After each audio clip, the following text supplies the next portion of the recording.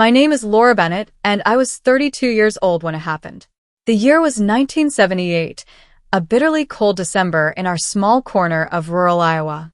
I had driven back from Chicago, where I'd been building a career as a lawyer, to spend Christmas with my family.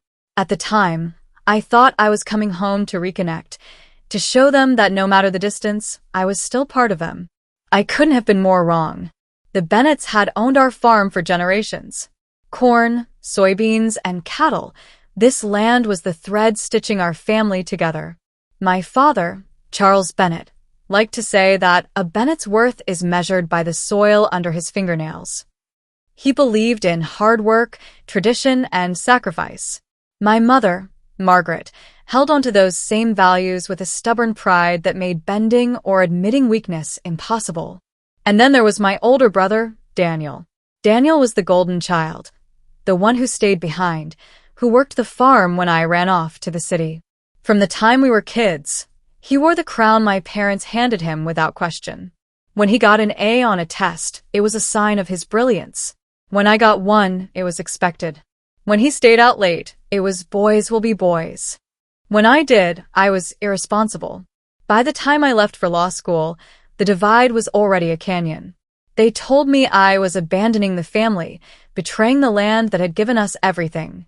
What they didn't see or didn't want to see was that I needed to breathe, to build something of my own. But even after leaving, I never really escaped. The farm had been struggling. Equipment repairs, debts, unpredictable harvests. It was too much for Daniel alone. He called me quietly one summer night, his voice tight but calm. "Laura, we're falling behind on bills. If the bank doesn't get some payments, we could lose everything. But don't tell Mom and Dad. You know how they are. It'll crush their pride." I agreed. Maybe it was foolish, but I wanted to help. I'd been depositing money into the farm's account at the Chicago branch, month after month, keeping things afloat. Every dollar I sent was a silent tether pulling me back to a family that never seemed to want me unless I was useful. I thought, at the very least, Daniel would give me that small acknowledgement. But on Christmas Eve, under the glow of twinkling lights and the faint scent of cinnamon in the air, I learned how wrong I was. The living room felt almost too warm, the fire crackling in the hearth while the Christmas tree glimmered with ornaments that had been in the family since before I was born. I sat stiffly in my chair, my hands folded in my lap, watching my parents beam at Daniel as though he were the savior of us all. "Daniel's the reason this farm's still standing," my mother said proudly, her voice dripping with emotion. "He's worked himself to the bone. We don't know what we'd do without him." My father nodded, raising his glass of whiskey. To Daniel, the son who never turned his back on his family. The words hit me harder than I expected. I stared at the shimmering lights on the tree, but they blurred, my vision hot with unshed tears. I glanced at Daniel. He smirked, leaning back in his chair, as though he had earned every bit of their praise. I waited for him to say something, to give me even the faintest nod of recognition. But he didn't. Something inside me snapped. "Actually," I said, my voice shaky but cutting through the chatter, "I've been the one sending money to the farm. Every month since July. Without it, you'd have lost more than just sleep." The room fell silent. My father frowned, his jaw tight. "Don't start making things up, Laura. Daniel's been here day in and day out. Why would you say something like that?" My mother crossed her arms. "Honestly, Laura, you always find a way to make everything about you. It's Christmas. Can we not ruin the evening with this nonsense?" I looked at Daniel, desperate for him to speak up, to admit the truth. But instead, he shrugged. "I have no idea what you're talking about, Laura." His voice was dripping with mock innocence, his smirk growing. My blood boiled. "Are you really going to sit there and lie?" I snapped, my voice trembling. "You know I've been depositing money at the Chicago branch. Every single deposit came from me." "Enough, Laura," my mother shouted, her voice cracking like a whip. The ornaments on the tree rattled as my father slammed his glass onto the table. "You've always had a way of twisting things to get attention. Stop embarrassing yourself." The humiliation washed over me like fire. I wanted to scream, to shake them until they saw the truth staring them in the face. But they weren't listening. They had never listened. Daniel leaned back, smug as ever, and said, "You can go ahead and try to prove it. Waste your time." And in that moment, I realized he didn't think I would. He thought I'd fold like always, too afraid of their judgment to stand my ground. But this time was different. I stood up, my chair scraping harshly against the floor. Fine. When the bank's open, I'll get the proof. And when I put it in front of you, you won't be able to ignore it. Neither of my parents said a word. My mother sighed heavily, shaking her head as though I'd ruined the holiday. My father muttered something about me, always causing a scene. Daniel grinned. I went upstairs that night and packed my bags. By morning, I was gone. As I drove away from the farmhouse, the snow-covered fields stretching endlessly in every direction, one thing was certain. I wasn't going to let him win this time. I was done being the outsider. Done being silenced. This time, I would prove the truth. The drive back to Chicago on Christmas morning felt endless. Snow draped the fields like a suffocating blanket, and the roads were quiet. Everyone else was at home, enjoying the holiday I'd just abandoned.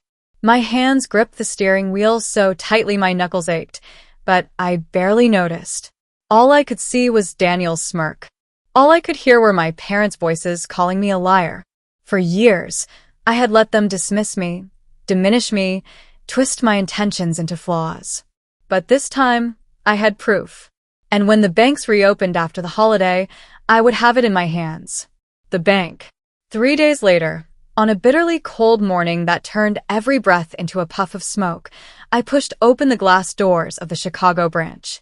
The teller, a middle-aged man with kind eyes, greeted me warmly. "Good morning. How can I help you today?" I placed my gloved hands on the counter. "I need copies of every deposit I've made into the Bennett family farm account since July." His eyebrows lifted slightly, but he nodded without hesitation. "Of course. Give me a moment." I watched him disappear into the back, my heart pounding like a drum. When he returned, he carried a thick ledger and a small machine that began clicking and whirring as it spat out receipts. One by one, the slips of paper slid across the counter, each bearing my name, the date, and the amount. Proof. Solid, undeniable proof. When he finished, he handed me the neat stack. "Here you go, ma'am. Every deposit is there. Is there anything else you need?" I shook my head, clutching the receipts as though they were made of gold. No. "This is perfect. Thank you." I walked out into the icy wind, my breath sharp, my chest burning with anger and vindication. They couldn't deny me now. 2 days later, I pulled into the long driveway of the Bennett farmhouse. My mother stirred a pot on the stove, my father sat with his newspaper, and Daniel leaned against the counter, an apple in his hand, smirking as though he had been expecting me. I didn't wait for pleasantries. I dropped the stack of receipts onto the table in front of my father.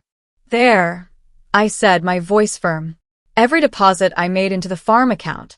My name, the dates, the amounts. Look for yourself." My father frowned, lowering his paper. He picked up the receipts and flipped through them, his brow furrowed.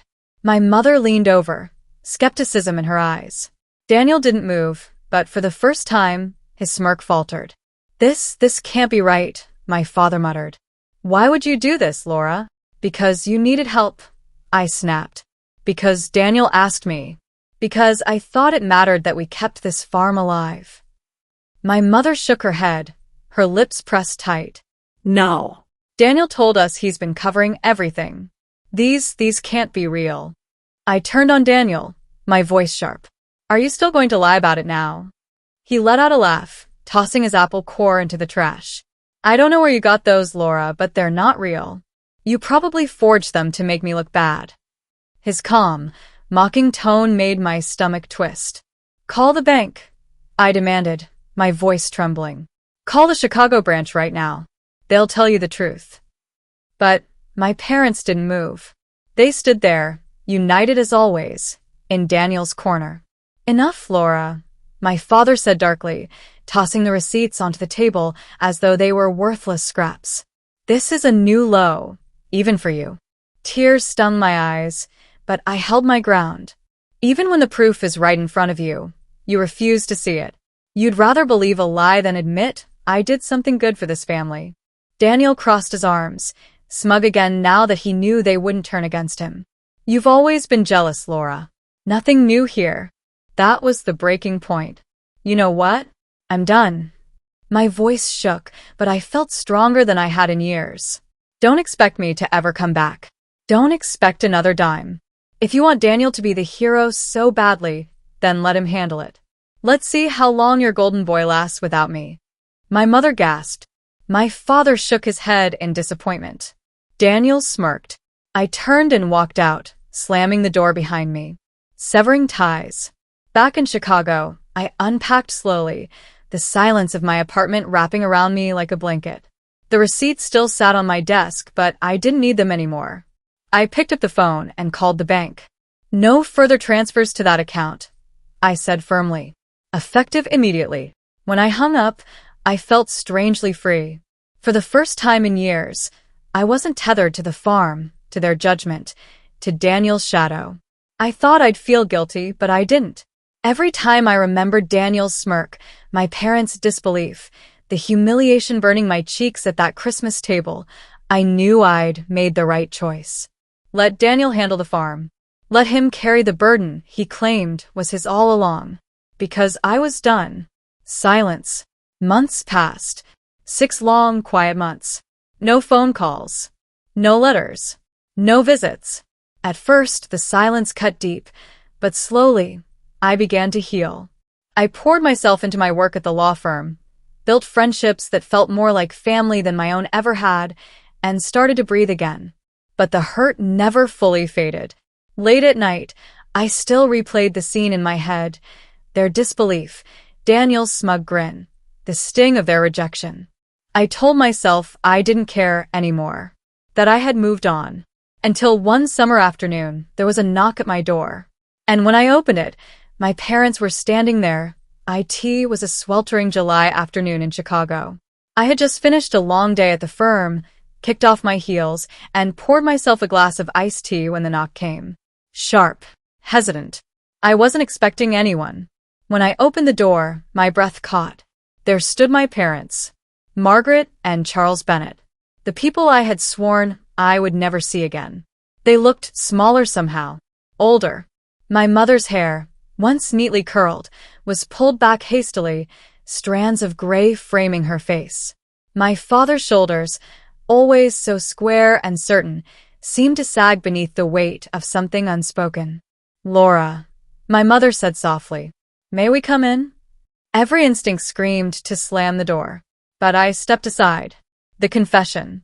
We sat around my tiny kitchen table, so different from the sprawling farm dining room I had left behind. They didn't touch the tea I offered. Silence pressed against us until finally, my father cleared his throat.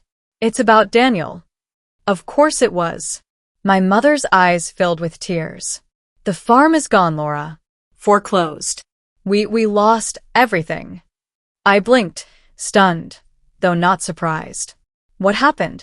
Your brother, my father admitted, his voice breaking in a way I had never heard. He wasn't paying the bills. He told us he was, but he wasn't. He was using the money for himself. Gambling. Loans.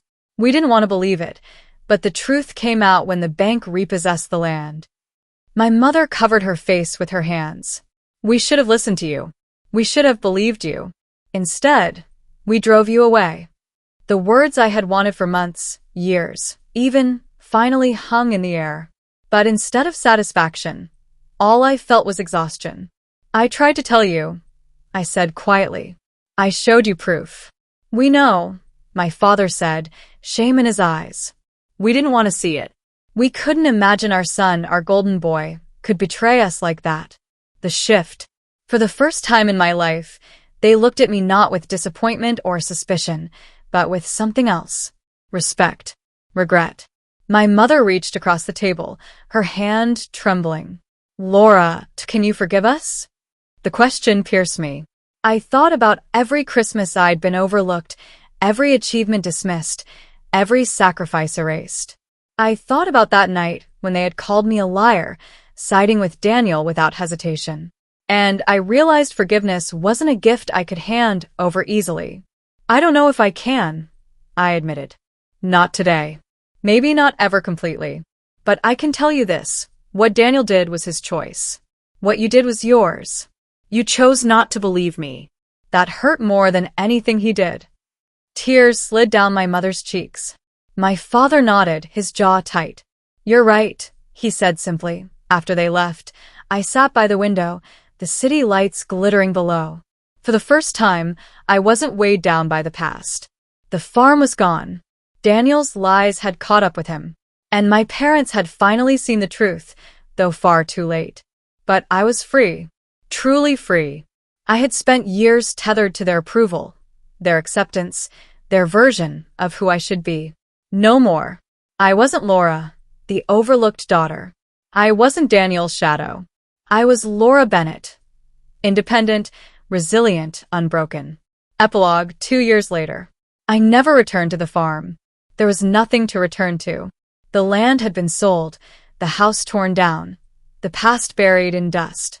My parents visited me occasionally, gentler now, careful with their words. The relationship was fragile, but it was real, built on truth, not illusion. As for Daniel, I never saw him again.